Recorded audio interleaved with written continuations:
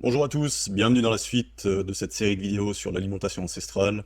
Aujourd'hui, on va se concentrer sur la préhistoire, on va parler de l'épopée de notre lignée durant cette période, on abordera le sujet des migrations de l'homme, vous verrez que c'est un facteur important pour comprendre ce que pouvaient manger les hommes à différentes époques, et on parlera évidemment de l'évolution de la diète de notre lignée durant cette période, et finalement, à la fin, on zoomera sur la dernière époque glaciaire, qui a eu un impact considérable sur une partie de l'humanité en tous les cas. Avant de commencer, je tiens à remercier tout le monde pour les commentaires dans la vidéo précédente, ça fait toujours plaisir. Donc un grand merci à tous et j'espère que cette vidéo vous apportera quelque chose aussi. Si c'est le cas, n'hésitez pas à la partager, mettez un petit j'aime ou ce genre de choses, ça aide finalement la chaîne à gagner en visibilité. Alors, on va tout de suite attaquer avec l'émigration du genre humain durant la préhistoire. Et on verra en fait où vivaient nos ancêtres à ces différentes époques. Donc, je vais m'appuyer en fait sur des cartes qui ont été réalisées par les chercheurs du LSCE français, publiées sur le site du CEA français. Je mettrai le lien dans la description vers ces cartes. Alors pourquoi j'ai choisi celle-là? J'en ai vu toute une série. Celles-ci sont les plus jolies, elles tiennent compte des dernières découvertes en la matière, et elles sont assez représentatives, enfin elles sont assez visuelles en fait, je les trouve vraiment bien faites. Bien sûr, avant de commencer, c'est important de comprendre que ces migrations sont déterminées sur la base des découvertes, des fossiles, des outils qui sont trouvés dans différents endroits du monde, qui sont datés avec différentes méthodes de datation. Donc c'est pas d'une précision absolue, bien que les méthodes soient de plus en plus précises. En tous les cas, ça se base encore en partie sur des hypothèses parce que, évidemment, on n'a pas découvert la totalité des fossiles, sinon on aurait une image beaucoup plus claire. Mais maintenant, avec l'étendue des recherches, on a quand même une image générale qui est assez solide. Alors il peut y avoir des petites modifications, on a encore certains doutes sur certaines choses, on en évoquera deux ou trois, mais l'image générale, elle est plutôt bonne. Donc on va commencer par Homo erectus et ses descendants.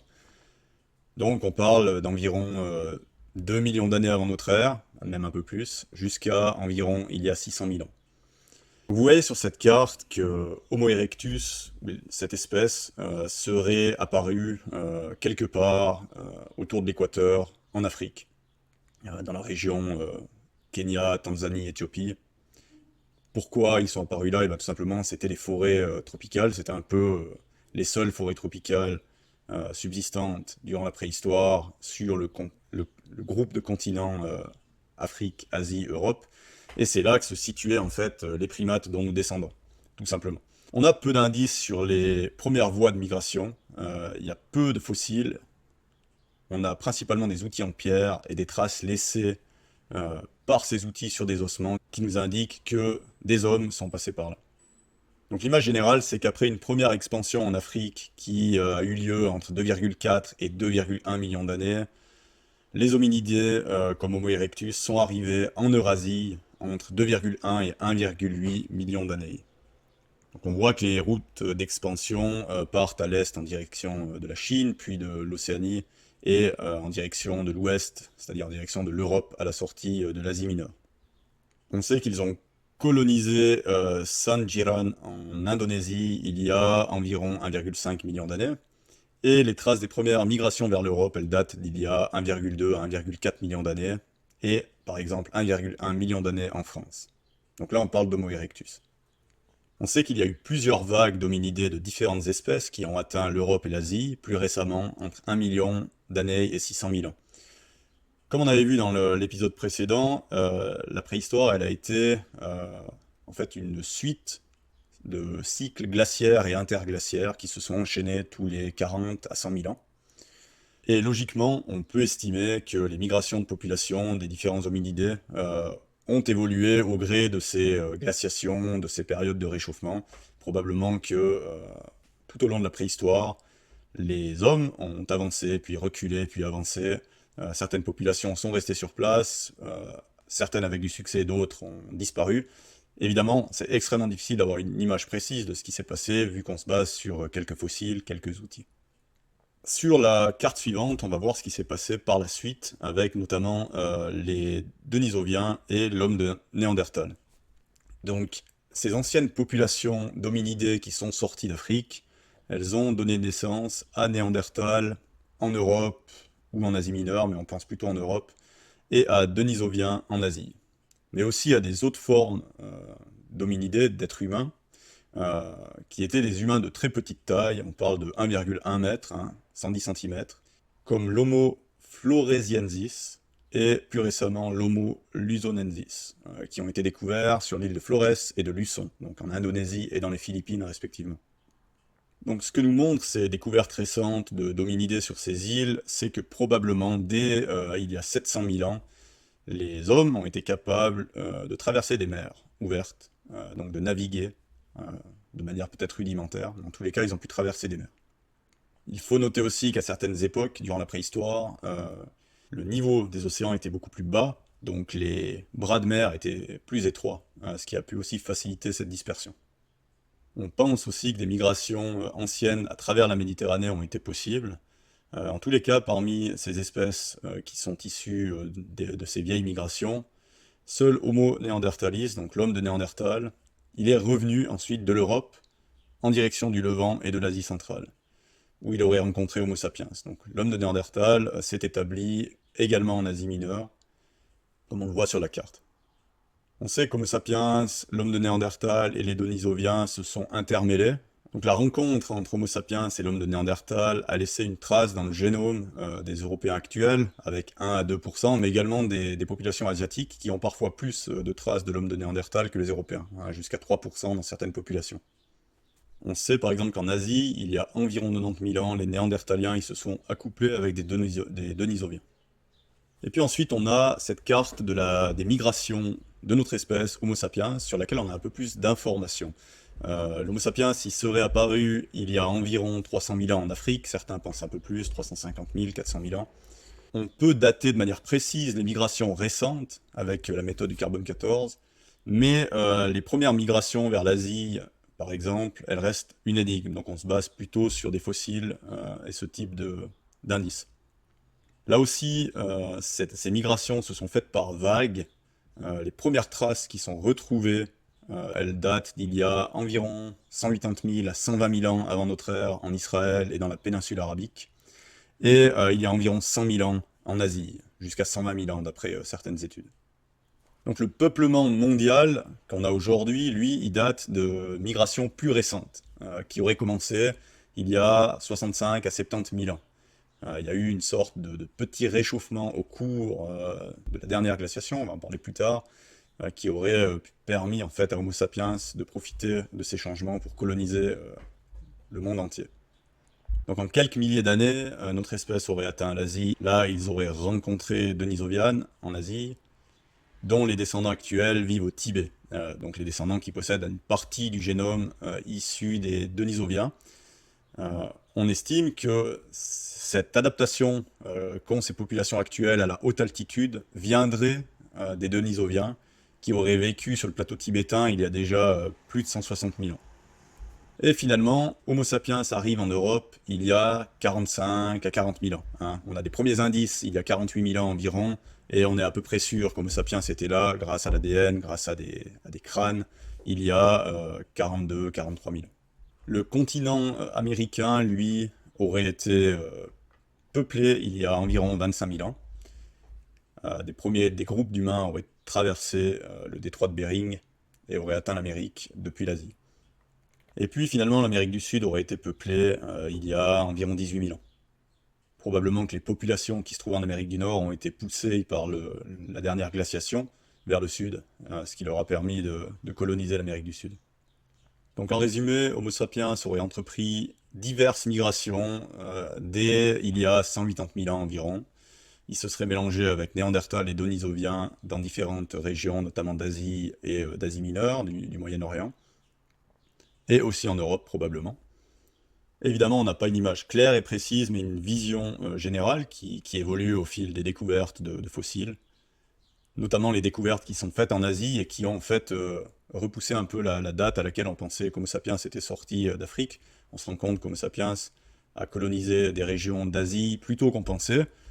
Évidemment, je suis ni paléontologue ni anthropologue, donc j'essaie de m'appuyer sur différents travaux que j'ai lus, sur des résumés qui sont faits par des personnes qui maîtrisent ce domaine beaucoup mieux que moi.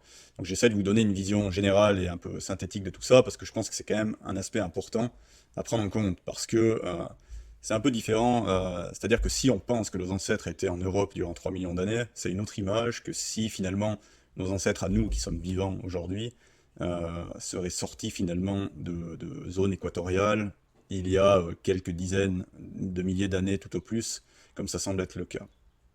Bien sûr, on peut débattre longtemps de certains détails, mais je pense que l'image générale, elle est assez claire. Après, si vous avez d'autres éléments qui sont pertinents, n'hésitez pas à les amener en commentaire. On est là pour discuter. Tant que c'est dans le respect et la bonne humeur, tout va bien. Donc finalement, qu'est-ce qu'il faut retirer de tout ça, de cette image, de ces migrations humaines? Ben, moi, ce que j'en retire, c'est que l'image qui est parfois véhiculée de l'espèce humaine, de l'homme et des ancêtres de l'homme qui auraient vécu durant la majeure partie de la préhistoire dans des conditions polaires ou semi-arctiques, elle est fausse. Non pas qu'elle n'ait jamais existé, il y a eu quelquefois des populations isolées qui se sont faites coincer par des glaciations, qui ont pu vivre, survivre et peut-être même disparaître de l'histoire dans de telles situations. Mais majoritairement et logiquement, les populations humaines, elles ont entrepris des migrations lorsque ces époques glaciaires elles sont survenues. Donc cette image qui est véhiculée, elle concerne principalement la dernière glaciation qu'il y a eu en Europe. Donc on parle de quelques dizaines de milliers d'années tout au plus, on va en parler en détail plus tard. D'accord? Donc c'est pas très lourd sur ces millions d'années qui composent la préhistoire. Surtout qu'habituellement on nous dit d'un autre côté que les 10 000 ans depuis lesquels on a commencé à consommer des produits céréaliers, des produits agricoles, c'est pas suffisant pour avoir une adaptation.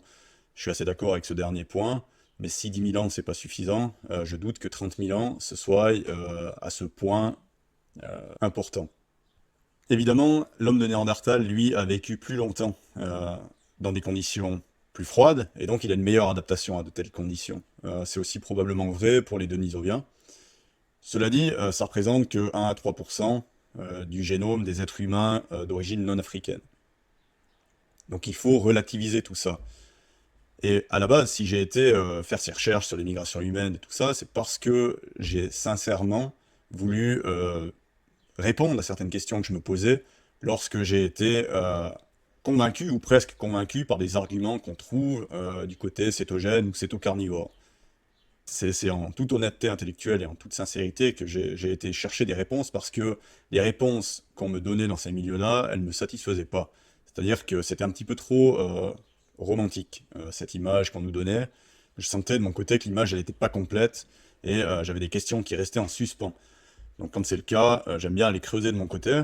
Et finalement, quand je prends le tableau général, je me rends compte que les êtres humains ont vécu durant la majeure partie de la préhistoire dans des zones proches de l'équateur, ou en tout cas relativement loin des zones polaires et des zones extrêmement froides. Et que de manière très logique, ces populations humaines se seront probablement déplacées, c'est-à-dire qu'elles ont suivi leur source de nourriture, et elles ont aussi fui les conditions difficiles. C'est logique. Et probablement que certaines de ces populations ne l'ont pas fait, mais ces populations ont probablement péri à travers l'histoire, ou alors ont donné des espèces spécifiques, comme l'homme de Néandertal, qui a eu une adaptation, lui, à de telles conditions. Mais on n'est pas des Néandertaliens, d'accord? On est des Homo sapiens, avec une petite partie de notre génome hérité de Néandertal.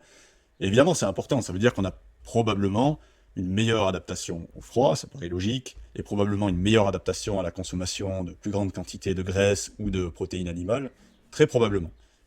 De là à dire qu'on est 100% adapté pour de telles conditions, et par contre qu'on aurait totalement perdu notre capacité à utiliser d'autres sources d'aliments, ça me paraît un petit peu tiré par les cheveux, personnellement. Donc essayons maintenant de résumer tout ça, sur la base de ce qu'on a vu dans le dernier podcast, et de ces migrations dont on vient de discuter.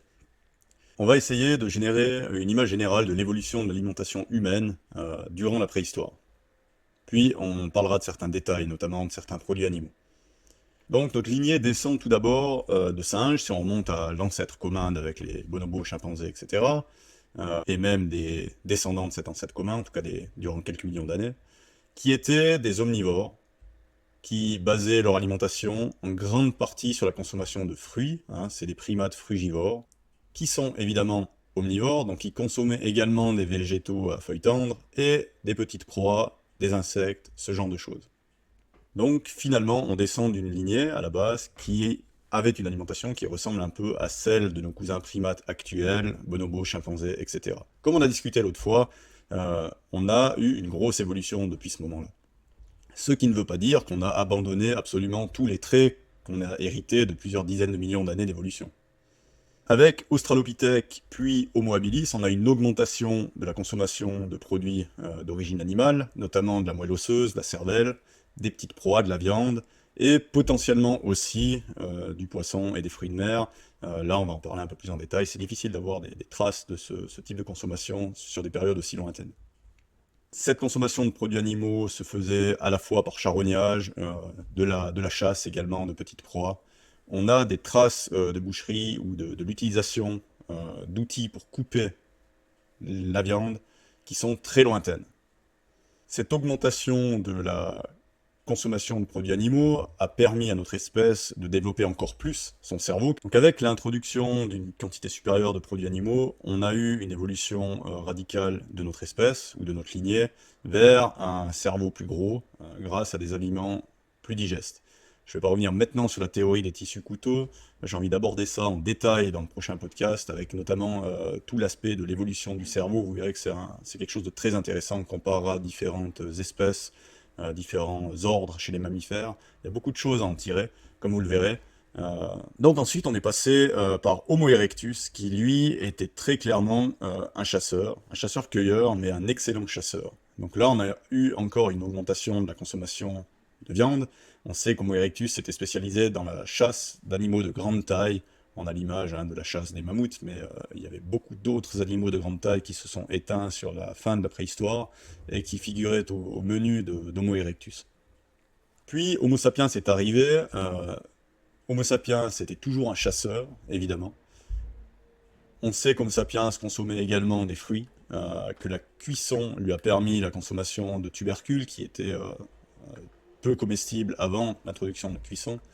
Mais on sait également que ces tubercules n'ont pas été une grosse partie de l'alimentation d'Homo sapiens jusqu'à récemment, sans quoi les mutations génétiques qui favorisent la détoxification des tubercules seraient survenues plus tôt dans l'histoire. Et puis tardivement, sur la fin de la préhistoire, on a une raréfaction des proies de grande taille qui pousse Homo sapiens à chasser des animaux de plus en plus petite taille, ce qui rapporte moins d'énergie par rapport au temps investi dans la chasse. Et donc Homo sapiens, qui dispose d'une excellente capacité cérébrale, de superbes capacités cognitives, va gentiment se tourner vers l'élevage et la domestication des plantes et des animaux pour compléter son alimentation sur la toute fin de la préhistoire. Avec ce qui s'appelle la révolution néolithique. On sait que la révolution néolithique a eu un coût pour notre espèce. On a l'apparition de traces de maladies chroniques à cette période, avec de l'ostéoporose, des maladies comme ça. On abordera ça en détail dans un autre podcast, tout l'aspect néolithique jusqu'à nous. On sait également que l'espèce humaine a vu une réduction de sa stature et de la taille de sa boîte crânienne. Et si on prend en fait le résumé de ce papier scientifique au sujet de l'évolution de la diète durant la préhistoire, donc je vais citer simplement ce papier, on nous dit « Les grandes lignes de l'évolution sont de plus en plus claires, les ancêtres de l'homme ont divergé du dernier ancêtre commun, le singe, il y a environ 8 à 10 millions d'années. Depuis lors, il est possible de retracer les principales étapes de l'évolution du régime alimentaire, notamment l'incorporation de racines, tubercules et de viande supplémentaires dans un régime auparavant, essentiellement basé sur les fruits. » Donc là, on parle à ce moment-là de la transition vers Australopithèque. Au cours des 2 derniers millions d'années, les premiers hommes ont colonisé des environnements très divers, y compris des régions arctiques, où ils n'avaient pas d'autre choix que de manger de la viande, ce qui est évident. Donc on va aborder maintenant la question de la consommation des produits animaux. Donc on sait que même nos cousins primates chassent un tout petit peu, ils ont environ 10% de leur diète qui est d'origine animale. Au niveau de notre lignée, on se pose la question de savoir quand est-ce qu'on a commencé à consommer beaucoup plus de produits animaux. Donc on a cette étude qui nous montre que dans les fouilles en Éthiopie, à Gadagona, ces fouilles sont dans une zone où on a une datation d'environ 2,5 à 2,6 millions d'années, donc c'est très vieux. On est probablement avant Homo erectus, probablement même avant Homo habilis, peut-être Australopithèque, peut-être déjà Homo habilis. et d'autres fouilles dans cette région qui sont datées là aussi d'environ 2,5 millions d'années, qui nous montrent qu'on a des os qui possèdent des marques qui attestent de l'utilisation d'outils en pierre pour découper la viande, ainsi que des os qui ont été fragmentés de manière très précise en les tapant avec une pierre, ce qui est une méthode retrouvée fréquemment dans les fouilles archéologiques, où on a l'extraction ensuite de la moelle osseuse qui servait d'aliment. On a aussi des traces qui ne font pas consensus, qui parlent qui tendraient à indiquer l'utilisation d'outils pour couper des morceaux de viande sur des carcasses qui dateraient d'il y a plus de 3 millions d'années. Mais là, il n'y a pas de consensus. Par contre, on sait que des outils en pierre ont été utilisés il y a plus de 3 millions d'années, il y a 3,3 millions d'années, donc probablement déjà par Australopithèque. Ça ne devrait pas forcément nous surprendre, parce qu'on sait que d'autres primates, actuellement, utilisent des outils en bois. Donc les primates qui ont un cerveau relativement bien développé comparativement aux autres espèces du règne animal, si on fait exclusion de l'homme, en fait, les primates sont les espèces qui ont le cerveau le plus développé, avec les dauphins, on sait que les primates utilisent des outils. Concernant maintenant les fruits de mer et les poissons, on a de nombreuses traces sur la fin de la préhistoire, de la consommation de fruits de mer et de poissons. C'est difficile, comme on l'a dit avant, de remonter plus loin, parce que les fossiles et les traces de la consommation de ce type d'aliments, elles seront beaucoup plus dures à découvrir, elles sont beaucoup moins conservées quand on parle de millions d'années. On n'a pas de preuves directes donc, de cette consommation ancienne, par contre on peut la déduire en observant d'autres singes actuellement. On sait par exemple, comme le montre cette étude, que les macaques utilisent des outils pour accéder à des fruits de mer, en particulier différentes espèces de coquillages. Donc on a des espèces de primates qui consomment des coquillages, et on peut bien s'imaginer que pour nos ancêtres très lointains, qui n'avaient encore pas un cerveau extrêmement bien développé, c'était probablement plus facile d'aller ramasser des coquillages et de les casser avec des outils rudimentaires que de pêcher. Pêcher, c'est difficile pour un primate, on n'est pas des ours, et sans un cerveau très développé pour vraiment créer des pièges pour les poissons, ou des cannes à pêche, c'est quelque chose d'assez difficile. Tout de même, on sait que certains primates pêchent avec leurs mains, c'est le cas d'orang-outans actuellement. On a cette étude qui montre que des orang-outans ont été ont été étudiés lorsqu'ils consommaient les poissons qu'ils pêchaient eux-mêmes. Donc on nous dit qu'ils avaient plusieurs techniques vraiment basiques, par inadvertance, de manière opportuniste, avec les mains. Et puis par la suite, ces orang-outans commencent à utiliser des outils pour pêcher, ce qui est intéressant. On explique aussi qu'il y a plusieurs facteurs qui peuvent contribuer à cela, dont le fait qu'on a des humains qui pêchent dans des régions à proximité. Donc c'est possible aussi que les singes, en l'occurrence ces orang-outans, aient observé les humains, ce qui leur a donné l'idée d'aller pêcher. Maintenant, on sait qu'il y a d'autres espèces de primates qui essayent de pêcher, qui pêchent parfois. Alors c'est pas des ours, ils n'ont pas un succès énorme, mais ça peut compléter leur diète, dans des régions où les singes vivent au bord de l'eau. Et on sait que la lignée humaine s'est beaucoup développée au bord des océans ou au bord des rivières et des lacs, bien que certaines populations étaient quand même basées dans des zones plus forestières au niveau équatorial. Concernant les fruits et le miel, c'est un sujet à part entière. Et au début, je voulais en parler dans ce podcast, mais je vais faire le podcast suivant qui sera principalement concentré là-dessus et sur l'évolution du cerveau, parce que c'est deux thèmes qui sont partiellement liés, comme vous le verrez. Donc on abordera tout ça la prochaine fois, de manière sérieuse, avec beaucoup de documents à l'appui.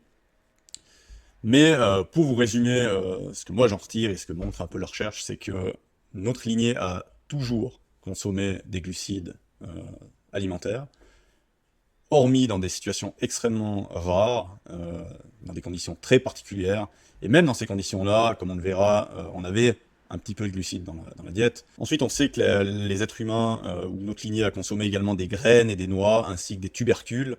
On considère ces aliments plutôt comme des aliments de secours, en particulier les tubercules, pour la simple et bonne raison que les tubercules sauvages sont assez mauvais en goût, première chose, sont assez peu intéressants du point de vue énergétique et demandent pas mal de travail pour être déterrés. Et on estime aussi qu'avant l'introduction de la cuisson, c'était des aliments qui étaient particulièrement indigestes pour nos ancêtres. Les graines et les noix ont probablement été consommées là aussi de manière sporadique, saisonnière, etc. Cela dit, je pense qu'ils en ont quand même consommé de manière régulière, probablement en petite quantité. Et finalement, comme on a vu dans le podcast précédent, à la fin du Paléolithique, on a eu une extinction de la mégafaune, des grands animaux, une baisse du niveau trophique en parallèle de notre espèce. Donc notre espèce est redescendue un petit peu sur la chaîne alimentaire, parce qu'elle a commencé à réintroduire plus d'aliments de source végétale pour compenser cette perte liée à la disparition de ses proies principales. Et vous verrez dans le prochain podcast qu'on va faire sur l'évolution du cerveau, avec la théorie des tissus coûteux, également la Energy Trade-off Hypothesis, donc la théorie du compromis énergétique, et les données qu'on a sur l'évolution du cerveau dans différents genres ou différents ordres de mammifères, qu'il est très probable, voire quasi certain, que l'espèce humaine a priorisé la consommation d'aliments qui sont hautement digestes, qui sont faciles à absorber, faciles à utiliser par notre organisme, qui sont peu toxiques, qui contiennent peu de toxines naturelles. C'est également ce qu'indique en fait l'évolution anatomique et physiologique de notre corps.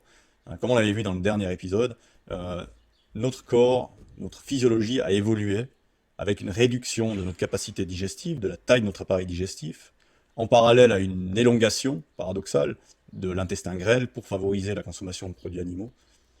Et on a eu évidemment une expansion de notre capacité cognitive qui a été très importante. Et ceci n'est possible qu'avec la consommation d'aliments hautement digestes et peu toxiques, à savoir principalement les produits animaux, protéines et graisses animales, les fruits et le miel. Et évidemment, il y avait d'autres aliments qui pouvaient se joindre à tout ça, mais je pense sincèrement que la diète humaine était majoritairement composée de cette manière lorsque nos ancêtres avaient accès à ces ressources. Et on abordera le sujet de la présence ou non de glucides dans l'environnement lors du prochain podcast. Parce que c'est un sujet à débat, bien sûr. Voilà, on va maintenant zoomer sur la dernière partie de la préhistoire avec la dernière époque glaciaire qui a commencé il y a environ 100 000 ans. Alors au début, on sortait de la période interglaciaire, donc c'était pas une grosse différence de température avec aujourd'hui, pour culminer il y a environ 20 000 ans avec le dernier maximum glaciaire qui a vu des températures beaucoup plus froides dans le monde entier. À cette époque, on estime que le climat il était plus froid de 3 à 6 degrés, certains disent 8 degrés en moyenne annuelle au niveau mondial, j'entends. Comme on l'avait vu dans l'épisode précédent, la température elle varie beaucoup plus au niveau des pôles qu'au niveau de l'équateur. Donc évidemment, cette différence de température elle était plus importante par exemple au centre de l'Europe qu'elle ne l'était en Afrique du Nord par exemple. Un point important, c'est que cette glaciation a été énorme et elle a entraîné un abaissement du niveau des océans d'environ 125 mètres. Donc il y avait beaucoup plus de terre émergée qu'aujourd'hui. Et donc la géographie de certaines régions, elle pouvait être très différente de ce qu'on connaît aujourd'hui. C'était notamment le cas en Indonésie, mais un peu partout dans le monde. Un autre aspect particulier qui a eu lieu lors de ce dernier maximum glaciaire, et qui était probablement le cas pour toutes les périodes glaciaires de la préhistoire, c'est que le climat il était plus sec. Donc on avait une réduction du couvert végétal dans la plupart des régions du monde. Au pic glaciaire, la température moyenne au niveau mondial, elle était de 9 degrés.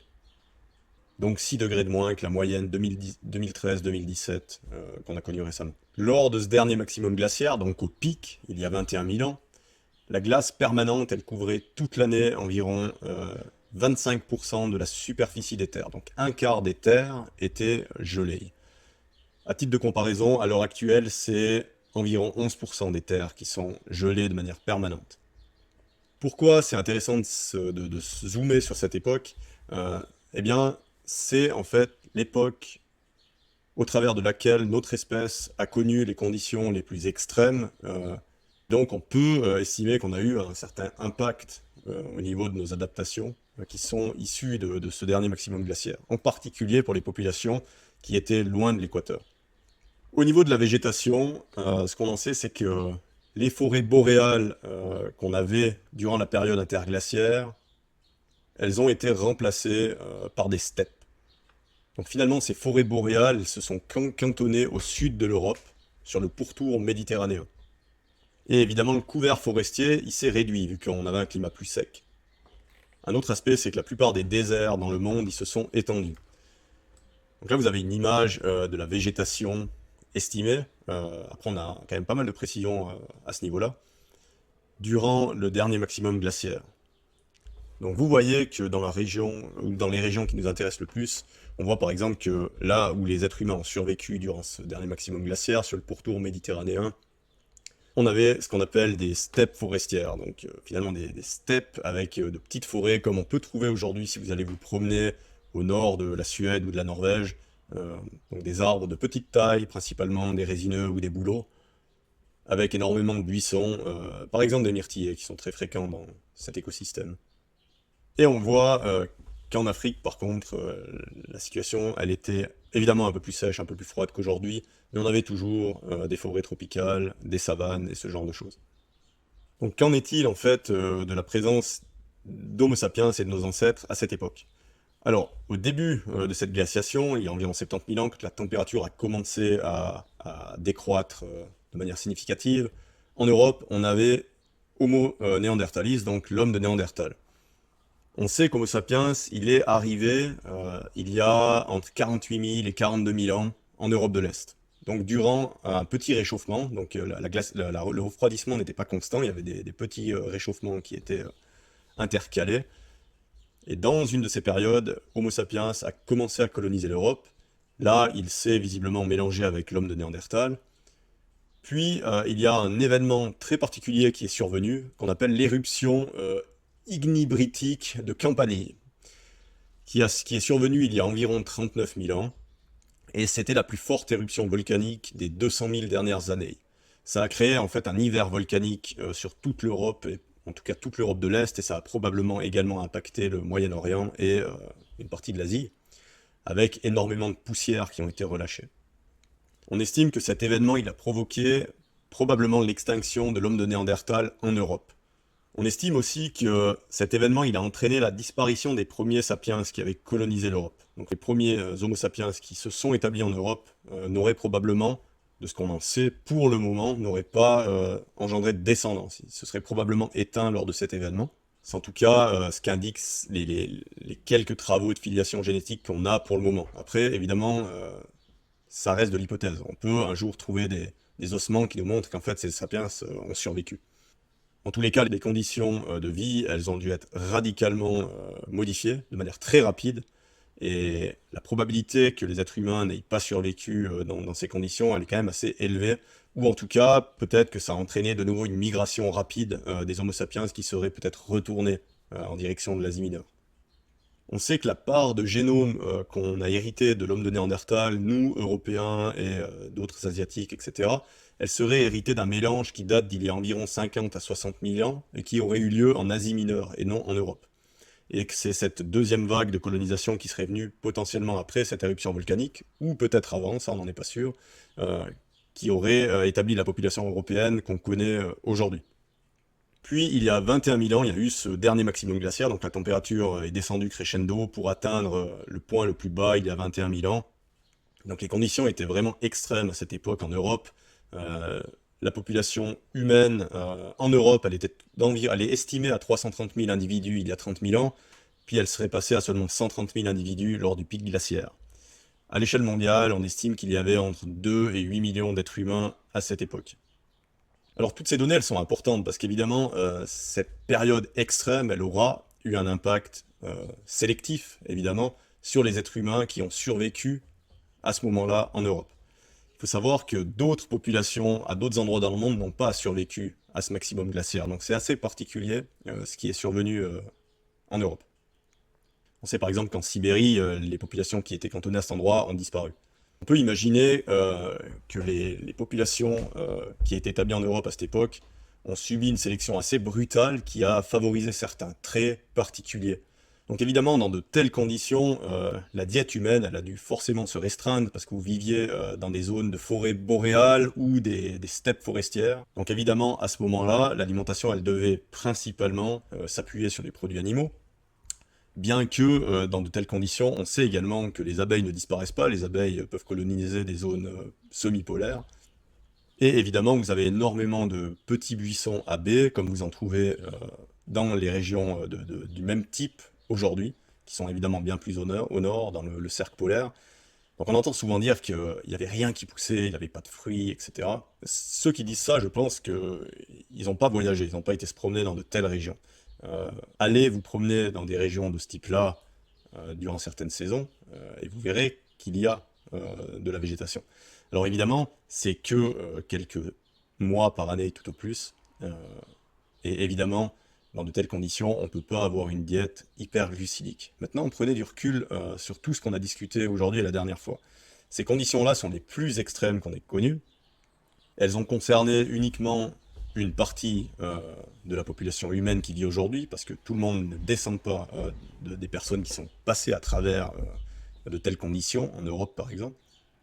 Mais finalement, elles représentent qu'une petite partie de l'histoire de l'évolution de notre espèce. Et ce qu'on sait aussi en étudiant des populations plus récentes qui vivent dans des milieux très froids, c'est que ces populations font tout leur possible pour conserver des glucides dans l'alimentation. On en parlera dans les épisodes qui suivent. Vous verrez que même les Inuits faisaient tout leur possible pour avoir des sources de glucides dans leur alimentation. Il y a des techniques où on fait fermenter de la viande pour transformer certains acides aminés en glucides. Et il y a tout l'aspect dont on a tendance à pas tenir compte, c'est que les mammifères marins et les mammifères du Grand Nord ont tendance à stocker plus de glycogène musculaire, et donc on a plus de sucre en fait dans une viande fraîchement abattue.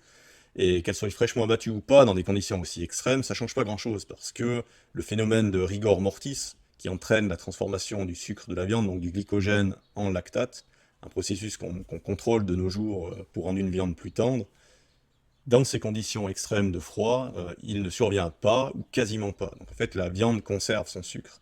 Donc vous avez des viandes qui sont plus sucrées de base, et qui conservent beaucoup mieux leur sucre. En plus de ça, ces populations consommaient également des fruits de mer, et on sait que dans la plupart des fruits de mer, on a une certaine proportion de glycogène, c'est-à-dire qu'on a dans certains fruits de mer bien plus de glycogène que dans des baies, par exemple. Vous avez dans certaines variétés de palourdes autant de sucre que dans des fruits sucrés. Même que vous ne ressentez pas ce goût sucré, parce qu'il est sous forme de glycogène. Donc au niveau de la détection du goût dans votre bouche, vous n'avez pas la détection du goût sucré.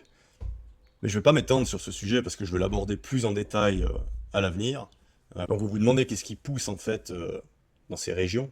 Donc il y a évidemment les myrtilles, vous avez des érelles, vous avez différents petits fruits, vous avez par exemple la mûre arctique, qui est très célèbre en Suède.